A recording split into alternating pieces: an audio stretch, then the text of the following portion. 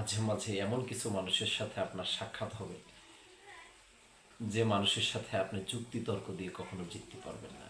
আপনি বলবেন 2 আর 2 = 4, সে বলবে 2 আর 2 = 5। আপনি যতই প্রমাণ করতে চান 2 আর 2 = 4, আপনি কোনোভাবেই প্রমাণ করতে পারবেন না। সেটা কোনো বই দিয়ে নয়, সেটা কোনো যুক্তি তর্কের মাধ্যমে নয়। তার 2 আর 2 = 5, এটাই আপনাকে মেনে নিতে হবে। এমন কিছু জাহেল আমাদের সমাজে আছে।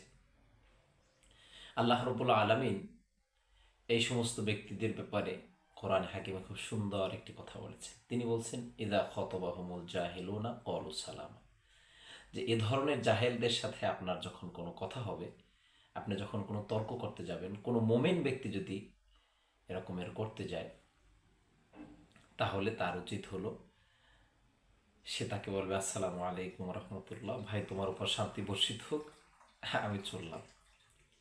তো আসলে এ ধরনের মানুষের সাথে যখন আপনি আপনার যোগ্যতা দিয়ে, আপনার শিক্ষা দিয়ে, আপনার অভিজ্ঞতা দিয়ে, আপনার যুক্তি দিয়ে, তর্ক দিয়ে আপনি যখন জিততে পারবেন না, তখন তাদের সাথে তর্কে, যুক্তিতে যাওয়াই আসলে বৃথা।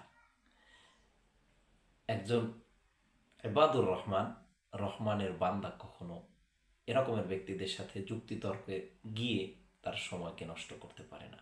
তার কাছে, একজন ইবাদুর রহমানের কাছে সময়ের মূল্য অনেক বেশি। সুতরাং সে তাকে সালাম দিয়ে ওখান থেকে কেটে পড়বে, যাতে তার সময়টা লস না হয়।